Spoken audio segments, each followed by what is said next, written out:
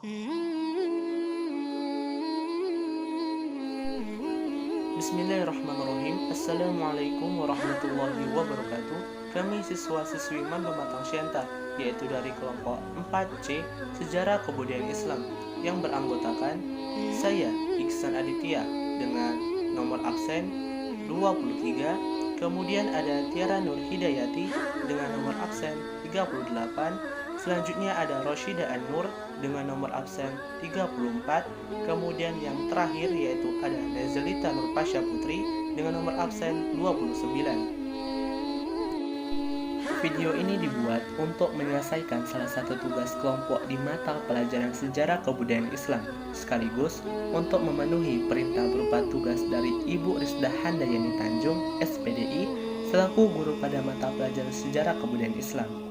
Kami dari kelompok tersebut yang terdiri atas 4 anggota yang masing-masing bekerja sama dalam memenuhi tugas ini. So, langsung saja inilah dia video presentasi dari kami. Oke, kita akan masuk ke materi yang pertama, yaitu mengenai pengertian pembaruan. Perlu kalian tahu nih, pembaruan dalam Islam adalah suatu upaya-upaya atau usaha-usaha untuk menyesuaikan paham keagamaan Islam dengan perkembangan baru yang ditimbulkan oleh kemajuan ilmu pengetahuan dan teknologi modern. Dalam bahasa Arab, gerakan pembaruan Islam disebut dengan tasdid. Secara harfiah, tasdid berarti pembaruan, dan pelakunya disebut dengan mujaddid. Tepatnya pada abad ke-18, pada waktu itu, baik secara politis maupun secara intelektual, Islam telah mengalami kemunduran drastis, sedangkan Barat dianggap telah maju dan modern. Kondisi seperti itulah menuntut umat Islam untuk melakukan terobosan, yakni pembaruan dalam berbagai bidang. Istilah tasdid itu sendiri memiliki arti lain yang lebih luas, di antaranya adalah reformasi, purifikasi, modernisme, dan sebagainya. Istilah yang beragam itu mengindikasikan bahwa hal itu terdapat variasi entah pada aspek metodologi, doktrin maupun solusi dalam gerakan tasdid yang muncul di dunia Islam. Salah satu tokoh pembaruan yang terkenal dalam dunia Islam yakni dipelopori oleh Syekh Muhammad Abduh tahun 1849 sampai 1905 Masehi. Menurut pandangan tokoh yaitu Profesor Ishaq Musa Al-Husaini, beliau pernah melukiskan sekaligus menceritakan Muhammad Abduh, yang mana beliau berkata, beliau sungguh orang luar biasa. Bakatnya meliputi hampir seluruh bidang kehidupan dan kegiatan. Kegiatannya mempengaruhi banyak negeri Islam. Dia menolak serangan-serangan sarjana Barat terhadap Islam dengan menunjukkan tak ada pertentangan antara Islam dengan akal. Malahan, bagi Islam, akal ialah anak kunci keimanan akan Tuhan. Muhammad Abduh memiliki nama lengkap yakni Muhammad Abduh Ibnu Hasan Khairullah, yang mana beliau ini lahir pada tahun 1849 Masehi atau 1265 Hijriah di desa Mahalat Naur, Kabupaten Al-Buhairah, Subrakit, Mesir. Beliau ini wafat pada tanggal 11 Juli 1905 Masehi atau 1323 Hijriah di kota Alexandria, Iskandaria, Mesir. Nama ayah beliau adalah Abduh Ibnu Hasan Khairullah dan nama ibu beliau adalah Junainah binti Utsman Al-Kabir. Beliau mendapatkan gelar mufti. Perlu kalian tahu nih, gelar mufti merupakan gelar sekaligus jabatan keagamaan yang tertinggi di Mesir pada saat itu yang diberikan kepada beliau. Dan sudah jelas, beliau ini merupakan asli kebangsaan Mesir. Pemikiran tokoh Muhammad Abduh. Menurut Muhammad Abduh, ada 4 segi-segi yang pokok terkait dengan pemikiran pembaharuannya, yaitu sebagai berikut. Pertama, politik dan ketanah-airan. Syekh Muhammad Abduh menggariskan kedudukan politik dan tanah air dengan adanya hubungan erat dari seseorang warga negara dengan tanah airnya. Kedua, demokrasi dan pemerintahan. Menurut Syekh Muhammad Abduh, kalau prinsip demokrasi menjadi kewajiban bagi rakyat dan penguasa bersama-sama, maka kewajiban pemerintah terhadap rakyat ialah memberi kesempatan seluas-luasnya untuk bekerja dengan bebas dan dengan cara yang benar, agar dapat mewujudkan kebaikan dirinya dan masyarakat. 3. Segi kemasyarakatan.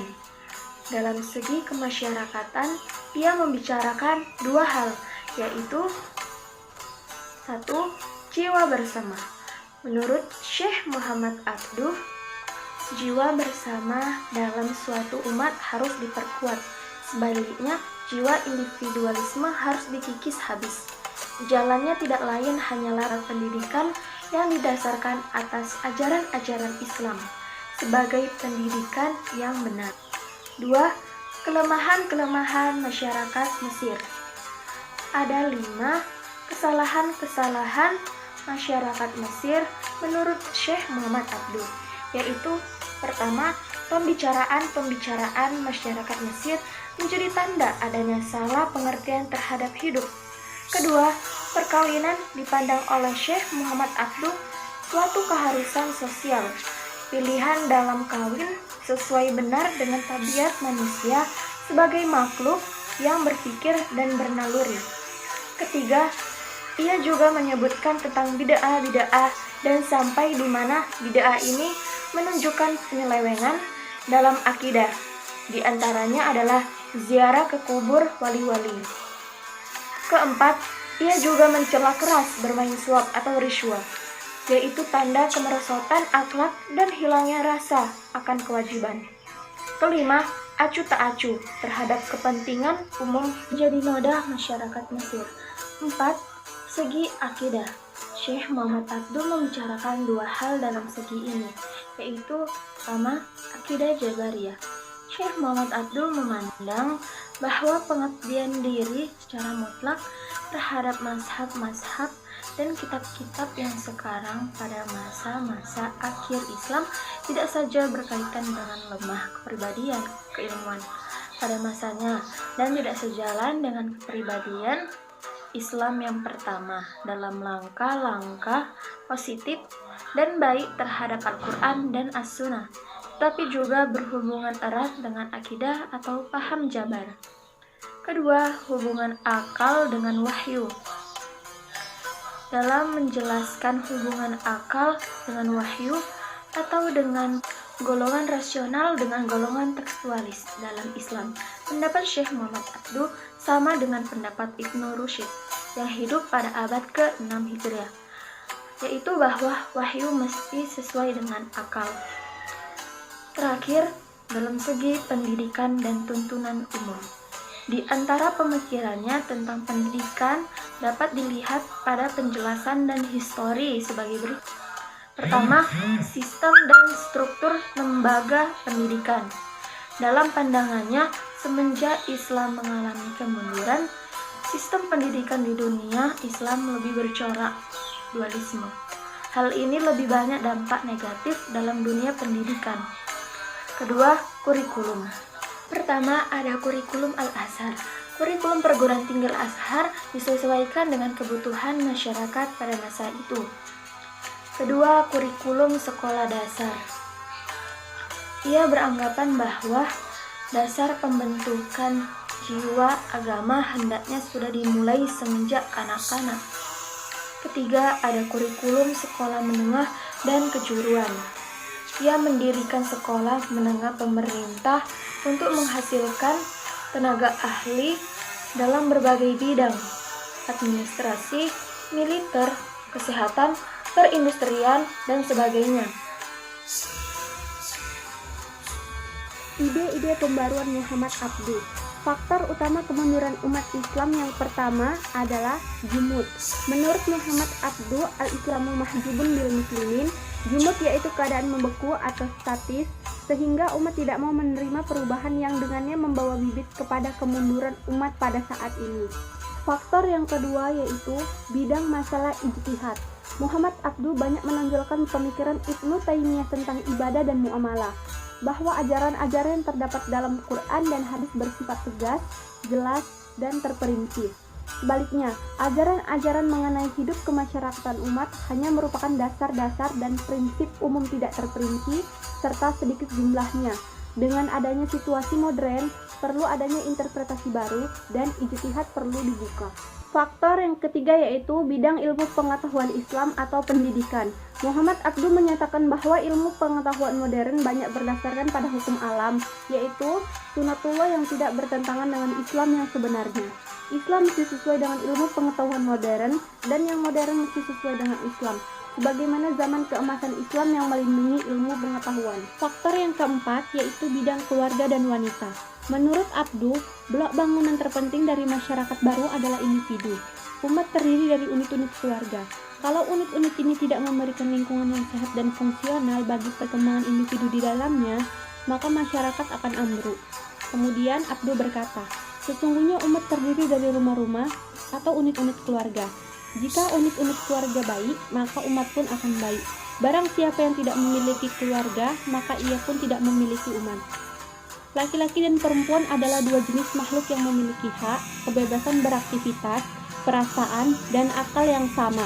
Dan ketahuilah bahwa laki-laki yang berupaya menindas wanita supaya dapat menjadi tuan rumahnya sendiri berarti menciptakan generasi budak. Menurut Abduh, jika wanita memang punya kualitas pemimpin dan kualitas membuat keputusan, maka keunggulan pria tidak lagi berlaku. Di tempat lain, dia menulis bahwa menurut Al-Quran ada dua jenis wanita, wanita soleh dan wanita durhaka. Kepemimpinan pria berlaku hanya kepada istri yang mengacau atau durhaka. Faktor yang kelima yaitu pembaharuan agama atau al-islah al-dini dan pembebasan akal pikiran dari tirani taklid. Faktor yang keenam yaitu pembaharuan dalam bidang bahasa atau al-islah al-lughawi.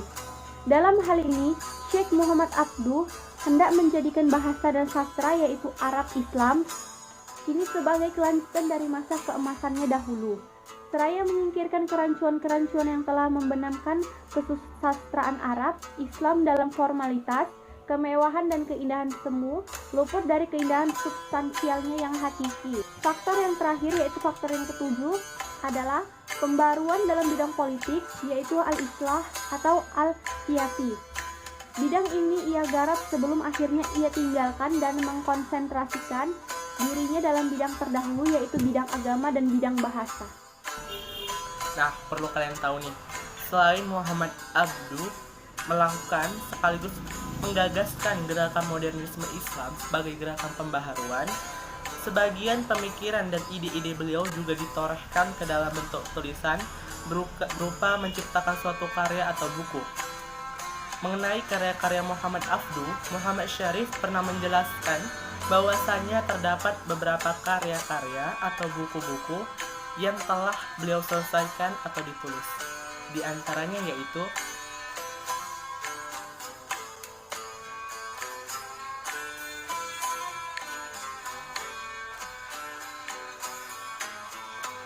permasalahan sudut pandang antar tokoh pembaruan.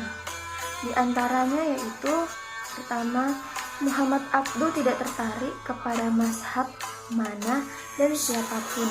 Hal ini tentu dilatar belakangi oleh kepiawannya sebagai seorang mujaddid yang lebih liberal, berbeda dengan Rashid Rida sebagai murid Abduh terdekat. Ia hanya menganjurkan supaya adanya toleransi bermazhab dihidupkan. Dalam hal-hal yang mendasarlah yang perlu dipertahankan kesamaan paham umat Islam, tetapi dalam hal fur'iyah, Rashid Rida memberikan kemerdekaan bagi tiap orang untuk menjalankan mana yang disetujuinya yang sesuai dengan tingkat keyakinannya. Rashid Rida sendiri pun menganut mazhab Imam Ahmad bin Hambali. Abduh sebagai guru berpendapat bahwa pindah dari aliran satu ke aliran lainnya bukan berarti kebebasan, tapi terikat pada ikatan-ikatan baru. Rashid Rida sebaliknya masih memegang mazhab dan masih terikat dengan kuat. Dengan demikian, guru lebih liberal pemikirannya, sedangkan murid masih terikat dengan pendapat lainnya. bahwasannya faham dan pemikiran yang dianut oleh Sayyid Ahmad Khan ada kesamaan dengan faham yang dianut oleh Qadariyah. Misalnya manusia dianugerahi Tuhan berbagai macam daya, di antaranya pikiran yang berubah akal dan daya fisik untuk merealisasikan kehendak. Menurut Iqbal, peralihan kekuasaan istihad individu yang mewakili mazhab tertentu kepada lembaga legislatif.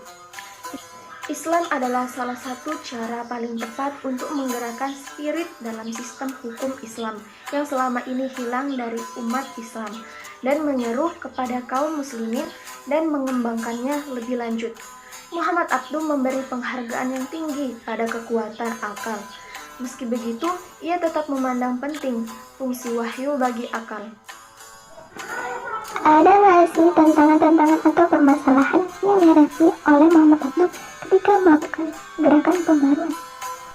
Perlu kalian tahu nih teman-teman, ada banyak sekali tantangan-tantangan atau permasalahan yang dihadapi Muhammad Abduh ketika beliau melakukan pergerakan pembaruan. Usaha beliau untuk membangun kembali peradaban Islam dengan mengadopsi pemikiran Barat tanpa seleksi dan tanpa koreksi ternyata tidak membuahkan hasil, bahkan membuat umat Islam semakin terpuruk dan terperosok di bawah kekuasaan bangsa-bangsa Barat itu. Selain itu, tentu saja ada beberapa faktor internal yang mempengaruhi kemunduran umat Islam. Para tokoh kebangkitan Islam menyebutkan 4 sebab utama kemunduran kaum muslimin. Yang pertama yaitu erosi nilai-nilai Islam dan tidak pedulinya pemerintah untuk menerapkan peraturan sosial ekonomi dan etika Islami. Yang kedua yaitu sikap diam dan kerjasama lembaga ulama dengan pemerintah yang pada hakikatnya tidak Islami. Yang ketiga yaitu korupsi dan sikap zalim kelas penguasa dan keluarganya. Dan yang terakhir yaitu yang keempat adalah kerjasama kelas penguasa dengan dan ketergantungan pada kekuatan-kekuatan imperialis yang tidak Islami. Perlu kalian tahu juga, pada tahun 1879, Muhammad Abduh dibuang keluar kota Kairo karena dituduh turut berperan dalam mengadakan gerakan Khadawi Taufik. Hanya setahun ia dibuang, kemudian tahun 1880 ia boleh kembali dan kemudian diangkat menjadi redaktur surat kabar resmi pemerintahan Mesir. Dan di akhir tahun 1882, ia lagi-lagi dibuang. Tapi kali ini dia dibuang ke luar negeri dan ia memutuskan pergi ke Beirut. Alasan pembuangan ini adalah keterlibatan Muhammad Abduh dalam revolusi atau pemberontakan Urabi Pasha. Baru setahun di Beirut, dia diundang Al-Afghani supaya datang ke Paris guna membentuk gerakan Al-Urwah Al-Wusqa. Tujuan gerakan ini adalah membangkitkan semangat perjuangan umat Islam untuk menentang ekspansi Eropa di dunia Islam. Nilai-nilai positif dalam gerakan Muhammad Abduh. Yang pertama, pembukaan pintu istihad. Menurut Muhammad Abduh, istihad merupakan dasar penting dalam menafsirkan kembali ajaran Islam. Yang kedua, penghargaan terhadap akal. Islam adalah ajaran rasional yang sejalan dengan akal. Sebab dengan akal, ilmu pengetahuan akan maju. Yang ketiga, kekuasaan negara harus dibatasi oleh konstitusi yang telah dibuat oleh negara bersangkutan. Yang keempat, timbulnya nilai persatuan dan kesatuan demi membangkitkan semangat perjuangan umat Islam dalam menentang ekspansi Eropa di dunia Islam. Yang kelima, menjadikan perbaikan sistem pendidikan sebagai sektor utama sekaligus sebagai asas dalam mencetak muslim yang soleh. Yang keenam, timbulnya nilai jihad berupa perjuangan karena beliau ingin menemukan sekaligus meluruskan kembali ajaran Islam yang penuh dengan dinamika perjuangan dari hal-hal yang penyimpangan maupun kebidahan. Yang ketujuh, terhadap unsur solidaritas berupa nilai ukhuwah Islamiyah, yaitu persaudaraan berdasarkan rasa seperjuangan untuk membela Islam dalam suka maupun duka.